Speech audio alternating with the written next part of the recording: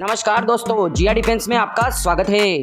तुर्की नया T929 heavy attack helicopter विकसित कर रहा है। जी हां दोस्तों, तुर्की द्वारा अपने पहले घरेलू निर्मित सैन्य जेट सुपरसोनिक सक्षम हुर जेट की पहली उड़ान की घोषणा के एक दिन बाद एक वीडियो जारी किया गया है, जिसमें देश के नए T929 हमलावर हेलीकॉप्टर के लिए इंजन परीक्षण दिखाया गया है, जो लगभग पूर्ण प्रोटोटाइप पर हमारी पहली अच्छी नज़र भी प्रदान करता है। अधिकारियों ने यह भी घोषणा की है कि अटक 2 कार्यक्रम के तहत विकसित रोटरक्राफ्ट, जो यूक्रेनी निर्मित इंजनों द्वारा संचालित हैं, 2025 में तुर्की सेना को वितरित किए जाने की उम्मीद है। दोस्तों, T929 प्रोटोटाइप की तस्वीरें और वीडियो कल तुर्की राज्य संचालित अनादोलू एजेंसी समाचार एजेंसी द्वारा जारी किए गए थे। वीडियो अनुक्रम अंकारा में एक समर्पित परीक्षण सुविधा में विमान को अपने इंजन और रोटर्स को चलाते हुए दिखाया है। हालांकि यह स्पष्ट नहीं है कि यह परीक्षण कब हुए थे। इससे पहले हमने उत्पादन के प्रारंभिक चरण में T929 का मॉकअप और प्रोटोटाइप देखा था। T929 को अटक 2 प्रोग्राम के तहत टाई के पिछले अटक के फॉलो ऑन के रूप में विकसित किया जा रहा है, जिसके परिणाम स्वरूप T129 हमलावर हेलीकॉप्टर बना। T129 वर्तमान में टर्किश लेड फोर्स कमांड के साथ साथ टर्किश जेंडमेरी और टर्किश पुलिस के साथ काम करते हैं, जबकि T129 का डिज़ाइन इटालवी निर्मित लियोनार्डो A129 मंगस्टा से लिया गया है, जैसा कि इटालवी सेना द्वारा उपयोग किया जाता है। T929 आकार और दायरे में बहुत अधिक महत्वाकांक्षी है और तुर्की निर्मित कंपोनेंट और उप प्रणालियों के बहुत अधिक अनुपात का उपयोग करता है। दोस्तों, अटक 2 परियोजना पर काम आधिकारिक तौर पर 2019 में शुरू हुआ था और पिछले साल अगस्त में ही प्रोटोटाइप का उत्पादन कार्य शुरू होने की पुष्टि हुई थी। कुल मिलाकर यह तुर्की के सैन्य एरोस्पेस प्रयासों द्वारा निर्धारित की जा रही प्रभावशाली गति का एक उदाहरण है। दोस्तों, अटक 2 के चीफ प्रोडक्ट इंजीनियर मेहमत यिल्माज ने अनादोलू एजेंसी को बताया, हमारे पास बहुत तेज विकास प्रक्रिया थी, हमारे पास बहुत तेज डिज़ाइन प्रक्रिया थी। लगभग 2 साल पहले जल्दी ही उड़ान भरने का फैसला किया गया था। हमने शुरुआती उड़ान निर्णय की दिशा में अपना काम करना शुरू किया है और उसमें तेजी लाई है। हम लगभग 1 साल से कंपोनेंट का उत्पादन और उपकरणों की आपूर्ति कर रहे हैं। हमने पिछले 3 से 4 महीनों में अपने हेलीकॉप्टर की बॉडी असेंबली और फाइनल असेंबली की है। हालांकि पहली उड़ान के लिए सार्वजनिक रूप से कोई तिथि निर्धारित नहीं की गई। यिल्माज ने कहा कि प्रोटोटाइप T929 भविष्य में बहुत दूर नहीं उड़ सकता है। उन्होंने कहा, अगर चीज़ें अच्छी होती हैं तो हम तेजी से आगे बढ़ेंगे। दोस्तों, यूक्रेन पर रूसी आक्रमण के बाद से अंकारा और कीव के बीच रक्षा सहयोग बढ़ रहा है, जिसमें नई यूक्रेनी उत्पादन सुविधा में तुर्की ड्रोन बनाने की योजना और तुर्की शिपयार्ड में यूक्रेनी नौसेना के लिए युद्धपोत का निर्माण शामिल है। इसके हिस्से के रूप में T929 TVS-3 117MA SBM 1V01T turboshaft engine की एक जोड़ी द्वारा संचालित है। प्रत्येक लगभग 2500 हॉर्स पावर विकसित करता है और यूक्रेनी मोटर सिंच कंपनी द्वारा निर्मित है। इन इंजनों में से 14 एक प्रारंभिक बैच का आदेश दिया गया है। हालांकि यूक्रेन में युद्ध के दबाव के कारण कथित तौर पर पहले 2 तुर्की को डिलीवरी में 4 महीने की देरी हुई है। ये मूल रूप से पिछले सितंबर में डिलीवरी निर्धारित किए गए थे, लेकिन जनवरी के अंत में आ गए। दोस्तों, कुल मिलाकर T929 और T129 की तुलना में एक बड़ी और अधिक सक्षम मशीन है और इसे भारी श्रेणी के हमले वाले हेलीकॉप्टर के रूप में वर्णित किया गया है। मोटे तौर पर उसी वर्ग में USAS-64 अपाचे और रूसी के F-52 इसके लाइटर के विपरीत पूर्वज हैं। दोस्तों, नए हेलीकॉप्टर का कुल वजन 25,000 पाउंड है, जिसमें से 3,300 पाउंड हथियार और स्टोर शामिल हैं। इसकी तुलना में T129 का अधिकतम भार लगभग 11,000 पाउंड है। इस बीच AS-64 लगभग 23,000 पाउंड के सकल वजन पर तराजू को मापता है, जिसमें के F-52 का वजन लगभग 25,000 पाउंड होता है, जिसमें अधिकतम भार शामिल होता है। दोस्तों, एवियोनिक्स को स्थायी रूप से प्राप्त और एकीकृत किया जाएगा, जो अब तुर्की के रक्षा एरोस्पेस प्रयासों की एक सामान्य विशेषता है। T129 द्वारा स्थापित पैटर्न को जारी रखना, जिसमें से एक असलसन विकसित एवियोनिक्स सूट और स्वदेशी मिशन कंप्यूटर हैं। यह कंप्यूटर ACL FRLIR 300T लक्ष्यीकरण और पहचान प्रणाली, एक हेलमेट माउंटेन क्यूइंग और display system, VMFD 68 colour multifunction display और CDU 900Z central display unit सहित सभी विमान प्रणालियों को चलाने में मदद करता है।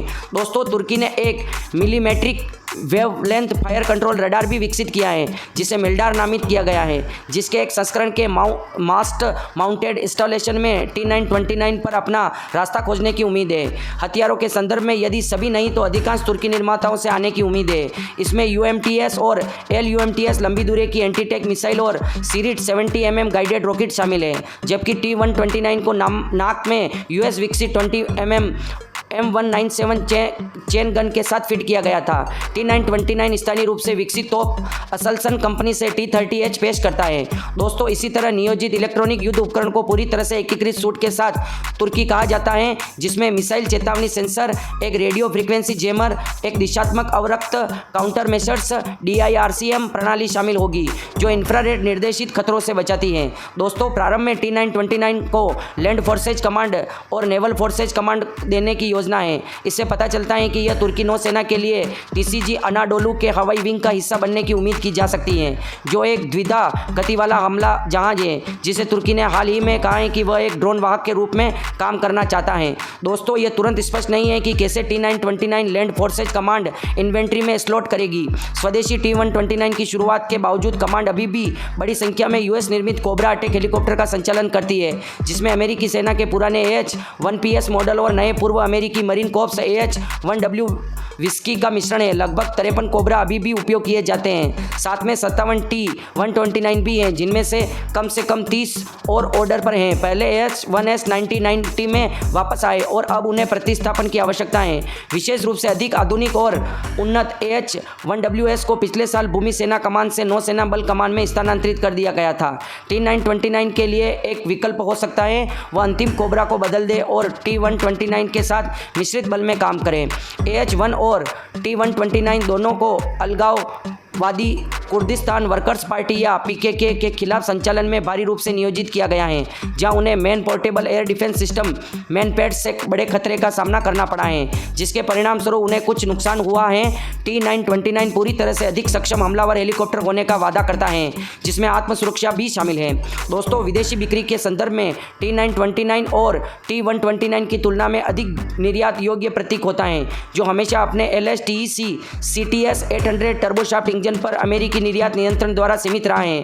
मूल रूप से अमेरिकी सेना के RS-66 को शक्ति प्रदान करने के लिए विकसित किया गया था। दोस्तों, इंजन की आपूर्ति का मुद्दा एक बाधा था, जिसके कारण फिलीपींस को T129 बेचने में देरी हुई और संभवतः यही कारण है कि तुर्की पाकिस्तान को भी उसी हेलीकॉप्टर को बेचने में विफल रहा।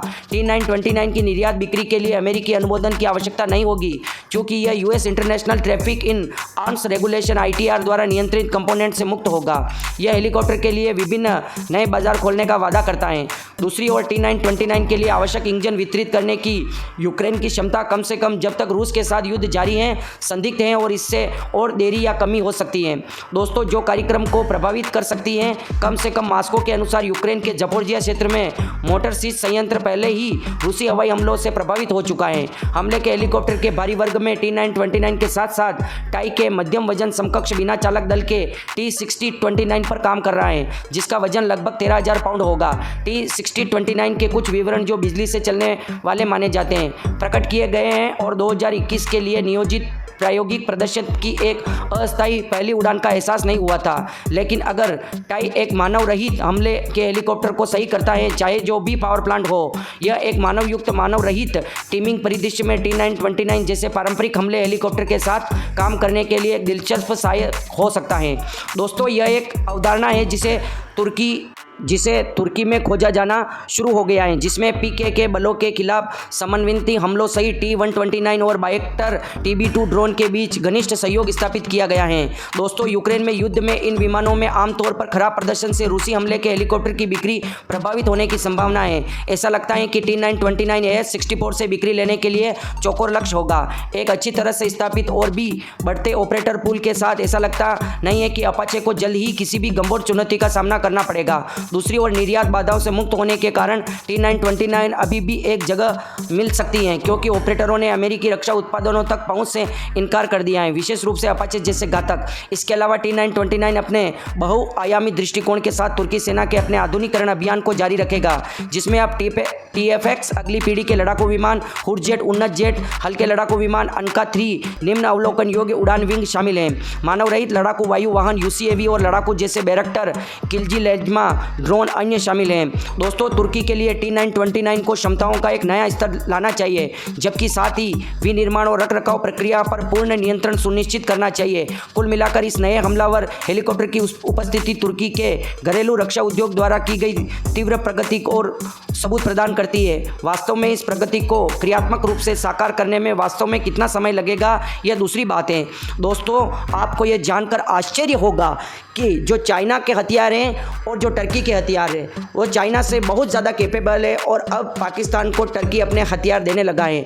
कुछ ही दिनों पहले अंकीची ड्रोन को पाकिस्तान को डिलीवर किया था, और अब दोस्तों पहले लाइट अटैक हेलीकॉप्टर भी T129 करने वाला था, लेकिन अमेरिका ने मना कर दिया दोस्तों। इस वजह से ये समझौता विफल रहा। पर दोस्तों आपको मैं एक बात बताने वाला हूँ, कुछ लोगों को बुरा लग सकता है और लगे तो कोई दिक्कत नहीं, पर सच हमेशा सच होता है। सच ये है दोस्तों कि 2010 में टर्की और इंडिया ने ड्रोन पर साथ काम करना शुरू किया था, high altitude long endurance drone पर। दोस्तों आपको पता है हमने तपस पर काम किया था और उन्होंने अपने TB ड्रोन पर काम किया था। उसने अभी 3rd जनरेशन अंकीची ड्रोन बनाकर पाकिस्तान को डिलीवर भी कर दिए हैं, और अभी तक हम तपस ड्रोन को हमारी वायुसेना में शामिल नहीं कर पाए। उसके बाद टर्की ने दोस्तों अपने ट्रेनर एयरक्राफ्ट पर भारत के बाद में काम करना शुरू किया था, और भारत तेजस पे बहुत सालों से काम कर रहा था। तो दोस्तों उसने अपने परसों हुर्जेट ट्रेनर एयरक्राफ्ट को भी लॉन्च कर दिया और same engine F404 engine use किया है। दोस्तों उसके बाद भारत घातक UCAV पर काम कर रहा है, और टर्की ने भी परसों अपना स्टेल्थ ड्रोन घातक UCAV की तरह सेम दिखने वाला उसने अनावरण किया है। उसके बाद टर्की ने दोस्तों अपने 5th generation unmanned aircraft TFX 6th generation unmanned aircraft को रोल आउट किया था, उसका प्रोटोटाइप बनाया था। और दोस्तों टर्की एमका की तरह 5th जनरेशन एयरक्राफ्ट का प्रोटोटाइप भी बना चुका है। दोस्तों टर्की ने अपना ड्रोन बनाया, लाइट अटैक हेलीकॉप्टर बनाया, हेवी अटैक हेलीकॉप्टर बनाया, उसने दोस्तों ट्रेनर एयरक्राफ्ट बनाया, उसके बाद उसने 5th जनरेशन 6th जनरेशन और उसने 4 जनरेशन की ड्रोन बना लिए, और दोस्तों वो भी हाई एल्टीट्यूड लॉन्ग इंड्योरेंस। उसके बाद दोस्तों भारत की तरह उसने स्वदेशी निर्मित एयरक्राफ्ट कैरियर बनाया, जो भारत की तरह 40,000 टन का तो नहीं है पर छोटा बनाया दोस्तों उसने, ड्रोन के लिए या छोटे हेलीकॉप्टर के लिए बनाया है। पर दोस्तों उसने अपने देश के हिसाब, भारत बहुत बड़ा देश है इसलिए दोस्तों भारत को बड़े एयरक्राफ्ट कैरियर की ज़रूरत है, और टर्की बहुत छोटा है इसलिए उसके देश के हिसाब से ठीक है।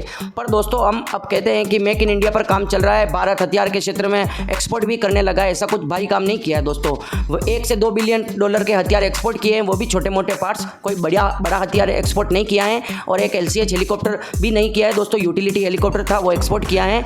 तो दोस्तों सच्चाई है, मुझे भी ये लग रहा था, पर दोस्तों काम बहुत धीरे चल रहा है। टर्की की तरह हमें भी प्राइवेट कंपनियों को साथ में लाना चाहिए। जिस प्रकार से सरकार निजीकरण तो कर रही है दोस्तों, उस तरह से प्राइवेट कंपनियों को डिफेंस के क्षेत्र में काम देना चाहिए। केवल हम HAL पर ही निर्भर रहेंगे तो HAL तेजस नहीं बना सकती, वो अकेली 5th जनरेशन 6th जनरेशन घातक UCAV सभी वो नहीं बना सकती। उसके लिए हमारे को अलग अलग कंपनियों पर निर्भर रहना पड़ेगा।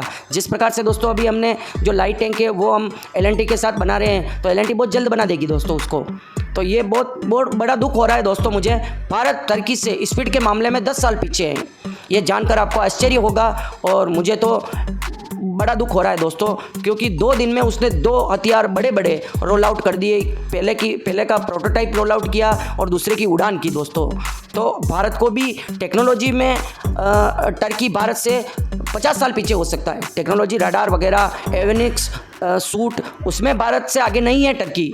पर दोस्तों धीरे धीरे हो तो जाएगा, क्योंकि प्रैक्टिस मैन परफेक्ट जो वो हथियार बनाएगा हम बनाएंगे ही नहीं। केवल एक तेजस को बनाने में हमारे को 50 साल लगते हैं। एक इंजन की बात चल रही है दोस्तों, ट्रांसफ़र ऑफ टेक्नोलॉजी के लेकर हम अमेरिका से रोज़ नई न्यूज़ आती हैं। पर दोस्तों हमारी सरकार को कुछ निर्णय लेना होगा, वो भी कठोर निर्णय लेना होगा, और सभी प्राइवेट कंपनियों को समय सीमा के अंदर बांधना होगा कि 2024 या 2025 इस साल के अंदर ये हथियार आ जाना चाहिए। नहीं आया तो आपको इसका दुगुना रुपया देना पड़ेगा। और जो उनके लिए दोस्तों फंड पास होते हैं वो फंड सरकार को तुरंत रूप से उनको प्रस्तावित करने चाहिए। इस वीडियो में आपकी क्या राय है? आपकी राय हमारे लिए महत्वपूर्ण है, कमेंट बॉक्स में जरूर लिखें और इस वीडियो को ज़्यादा से ज़्यादा फैलाएं, ताकि दोस्तों ये सरकार तक इस बात तक जाए और उनको हो कि टर्की जैसा देश भारत से आगे निकल रहा है, भारत को भी अब कुछ करने की ज़रूरत है। जय हिंद दोस्तों।